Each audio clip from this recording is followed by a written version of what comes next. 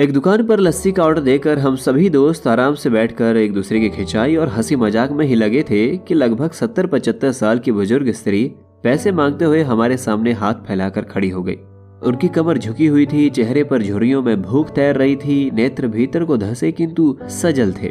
मैंने जेब में सिक्के निकालने के लिए डाला हुआ हाथ वापस खींचते हुए उससे पूछ लिया, दादी लस्सी पियोगी?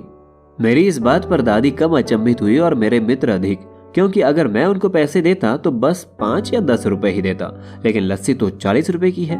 इसीलिए लस्सी पिलाने से मेरे गरीब हो जाने की और उस बूढ़ी दादी के द्वारा मुझे ठग कर अमीर हो जाने की संभावना बहुत अधिक बढ़ गई थी। दादी ने सकुचाते हुए हामी भरी और अपने पास जो मांग कर जमा किए हुए 6-7 रुपए थे वो अपने कांपते हाथों से मेरी ओर बढ़ाए। मुझे कुछ समझ नहीं आया तो मैंने पूछा, ये किस लिए? बाबूजी, इनको मिलाकर मेरी लस्सी के पैसे चुका देना। भावुक तो मैं उन्हें देखकर हो ही गया था।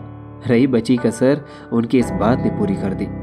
एकाएक मेरी आंखें छलछला आई और भरभराए हुए गले से मैंने दुकान वाले को एक लस्सी बनाने को कहा। उन्होंने अपने पैसे वापस मुट्ठी में बंद कर लिए और पास ही की जमीन पर बैठ गई। अब मुझे अपनी लाचारी का अनुभव हुआ, क्योंकि मैं वहां पर मौजूद दुकानदार, अपने दोस्तों और कई अन्य ग्राहकों की वजह से उनको कुर्सी पर बैठने के लिए नहीं कह सका। डर था कि कहीं कोई टोक ना दे, कहीं किसी को एक भीख मांगने वाली बूढ़ी महिला के उनके बराबर में बिठाए जाने पर आपत्ति ना हो जाए। लेकिन वो कुर्सी जिस पर मैं बैठा था मुझे काट रही थी। लस्सी कुल्हड़ों में भरकर हम सब मित्रों और बूढ़ी दादी के हाथों में आते ही मैं अपना कुल्हड़ पकड़कर दादी के पास ही जमीन पर बैठ गया, क्योंकि ऐसा करने के लिए मैं तो स्वतंत्र था और इससे किसी को आपत्ति भी नहीं हो सकती थी।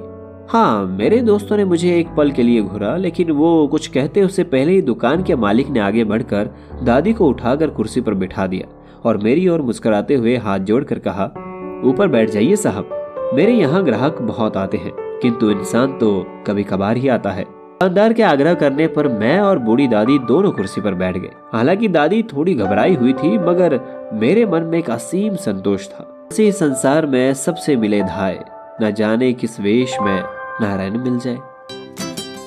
तो दोस्तों, मुझे उम्मीद है कि आपको ये कहानी पसंद आई होगी और इसी तरह की कहानियां सुनने के लिए आप हमारे podcast channel listen voice of books पर सुन सकते हैं। इस चैनल का एक्सेस आपको जियो सावन, गाना.com, Amazon म्यूजिक और Spotify जैसे प्लेटफॉर्म पर भी मिल जाएगा। आपको बस सर्च बटन पर listen voice of books search करना होगा। साथ ही हमारे चैनल का फेसबुक पेज भी है, जिसका लिंक मैं आपको डिस्क्रिप्शन में दे दूंगा, आप उसे भी फॉलो करिएगा। तो चलिए, दीजिए मुझे इजाजत और मिलते हैं अगली बार एक और खूबसूरत कहानी के साथ। तब तक के लिए इस कहानी को सुनने के लिए और ढेर सारा प्यार देने के लिए आप सभी का बहुत बहुत शुक्रिया।